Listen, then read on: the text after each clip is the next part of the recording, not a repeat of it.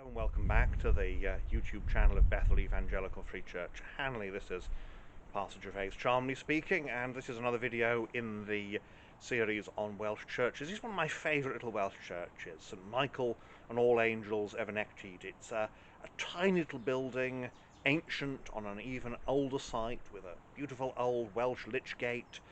There's so much here to see, and you wouldn't think so. You'd think, well, this is tiny. This is so little.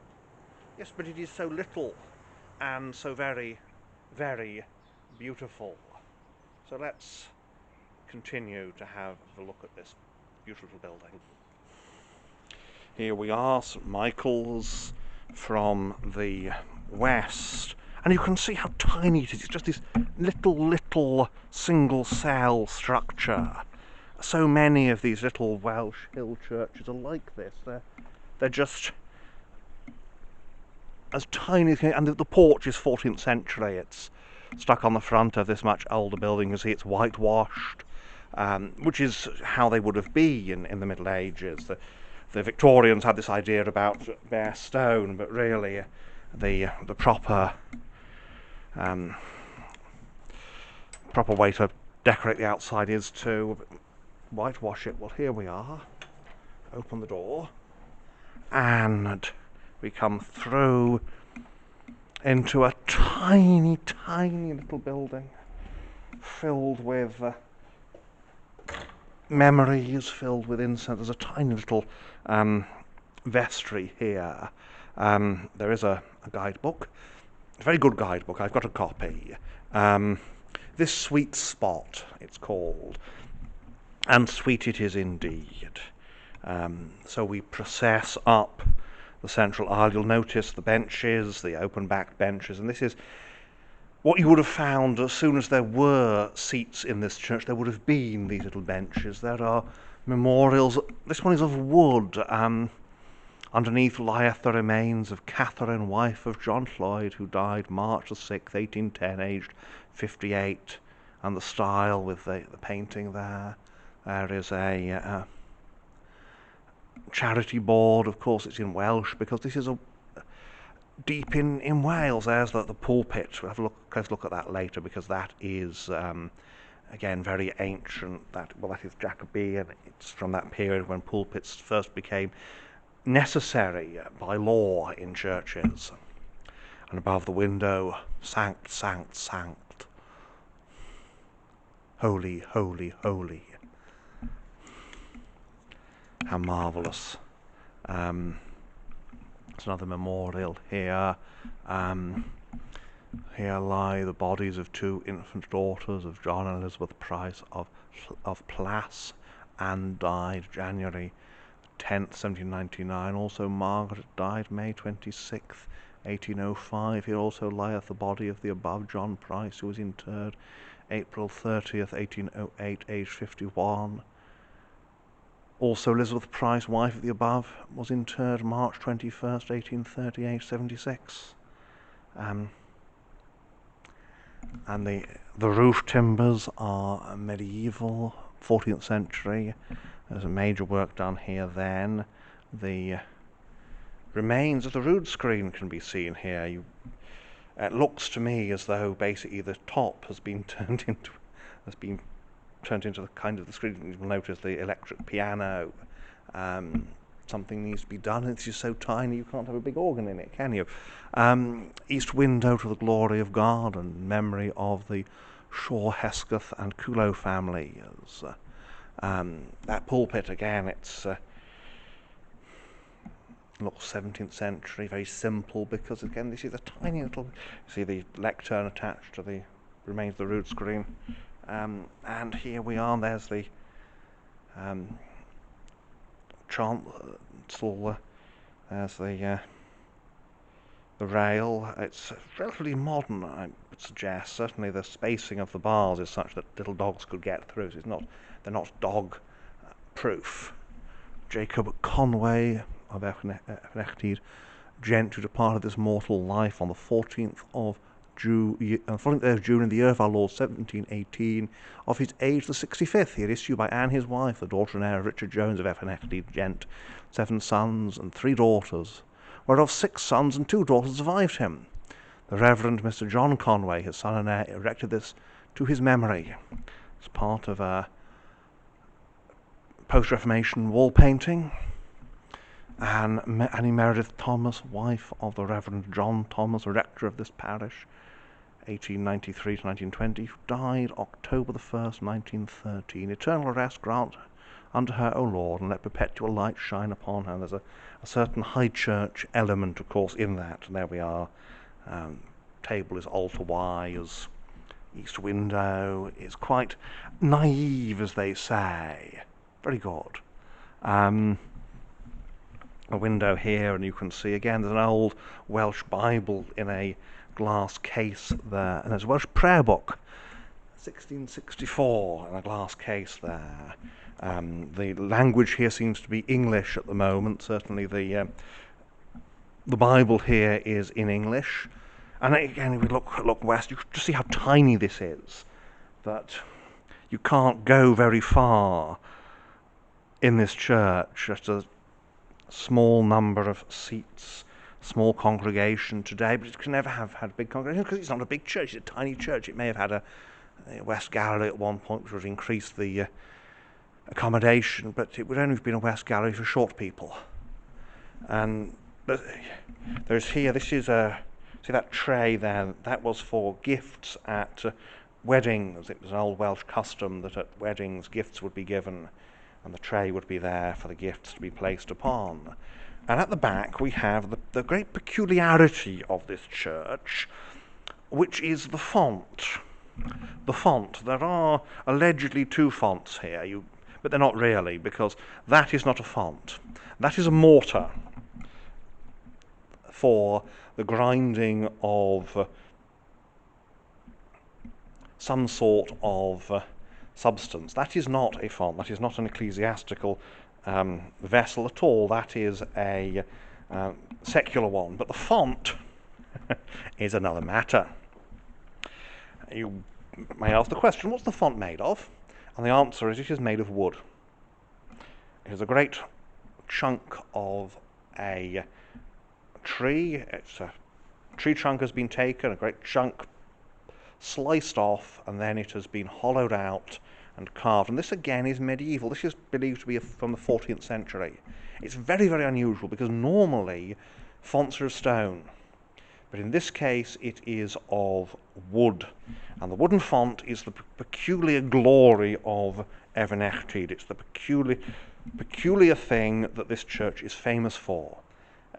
It is a famous little church, but the most notorious thing perhaps is the font, carved in imitation, and probably, of course, originally it would have been painted, so it would have looked like it was of stone. Now, why a wooden font? Because this is a stone area. This is an area where you could probably get a nice big chunk of stone, but wood is a renewable resource. Wood is something that was even cheaper in those days. There was more wood around then. So it's probably to do with that the font they were using at the time was damaged, and the only thing they could renew it with is a chunk of wood. It's lined with lead. And again, you see the size of it. It's huge. It's designed for being able to dip an infant into. And down here we have the challenge stone. The challenge stone, you can just about see it. The light isn't very good here, but the challenge stone. And the challenge stone, let's see if we can shed some light on the whole occasion. Yes, I think we can. Yes, there we are. Not a lot, I'm afraid. The light on my camera is not great. But the challenge stone. Now, the challenge stone was something that was used in the festivals at the time, and it was something that had to be hefted, and the man who could carry it the furthest, the longest, he was the victor of the challenge. So we may come back to that. So there we are. This is briefly the interior of St. Michael's and St. Michael and All Angels Efenechtyd. Let us again proceed to the door. So here we are in the doorway, literally. Just move forward so I can open the door, and once the door is open we shall stand in the open door and can see just how tiny this church is. So here we are. We are now outside. You can see the you can see the door here, and the vestry is behind it, and that is the entire size of the building. And then you imagine that about a quarter of it is the chancel, and then the space at the back with the font. It looks to me as though the mortar's been turned into a holy water stoup. It's a mortar. It's a piece of industrial equipment or farm equipment, domestic equipment. And then the view out of the door, out into the quiet graveyard, as graveyards ought to be. Well, let's have a stroll around the outside here. It's a lovely building to visit, a lovely building to stroll around in. There's the lich gate. Now that lich gate is in the good old Welsh style. Next to it is the old parsonage, the old clergy house. That lich gate's in the old Welsh style, solid walls with a roof slung between them. And so here we are, we're out in the glorious sunshine now. The sun has come out, and you can see here, there's the bench, you can see behind the wall and the curve of the graveyard, because this is an old Llan site. That's the former church rooms, that's now in private hands. So we stroll over to the bench at the edge of the churchyard, and again it's important to emphasise this historic Llan site. Now there was a monastery here, and of course, people being people for many, many years, the question was, where was it? The probable answer is in the churchyard, in the Llan, because it's a Celtic monastery, it's not Fountains Abbey. And you can see there the bellcot is Victorian, but there would have been a bellcot there in the Middle Ages. Here's the north wall. The north wall is a single window. The window lights the pulpit, and the rest is just incredibly plain. Good old yew tree. And as we stroll around, see the rambling state of the old parsonage, and you can see again the curve of the churchyard wall, and that is, to say, a sign of an ancient Celtic site, an ancient clan, a location where a Celtic saint, Celtic evangelists set up their base, and it would have been inhabited it wouldn't have been a sort of hermitage. It would be inhabited by a family, by families who were attached to the church. And here again you see how tiny it is. I mean, this is not a big camera lens, it's not a wide angle lens and get the whole thing in, because it is so small. You will notice that the east window, this again is 14th century, and this has been done with the sort of with the local red sandstone. There's an outcropping of it, and it allows for this decorative work to be done in a different colour, so as to impress the folk. It's one of these buildings that the building itself is very exciting in its simplicity. Here we have again the curve of the wall. You can just follow it round here, and there's the old church room. You can really see the curve of the Llan.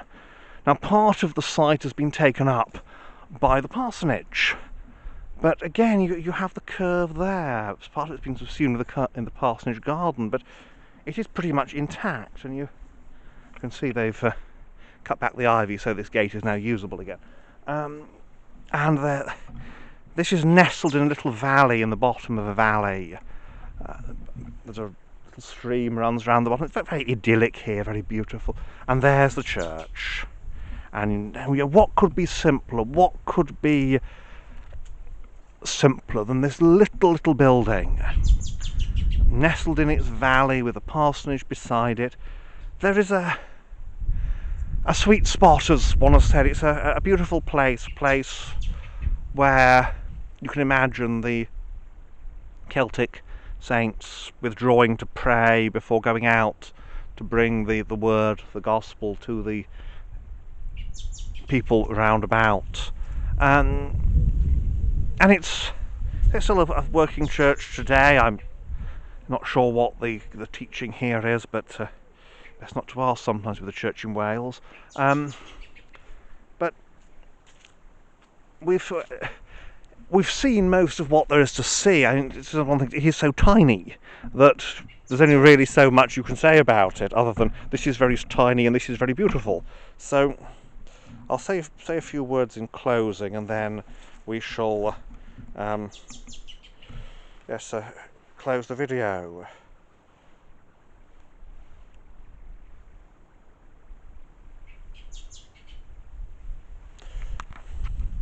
So there we are, the birds singing, the wind in the trees.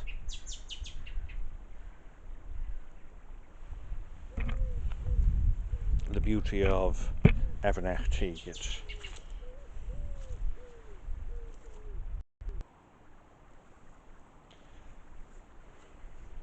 And so there we have it. Here we have it. Efenechtyd, one of the great little churches of Wales. I know I'm in the shade. I wanted to get the church in the sunlight. One of the great little churches of Wales. It's one of Britain's smallest churches, one of Wales's smallest churches, and a perfect example of a tiny little Welsh village church. So, well, thank you for watching. I hope you find these videos interesting. I certainly enjoy making them, and gives me something to do on my holidays, and a way of sharing some of these places with other people, not only locally but all over the world. So thank you for watching, and may God bless you and keep you.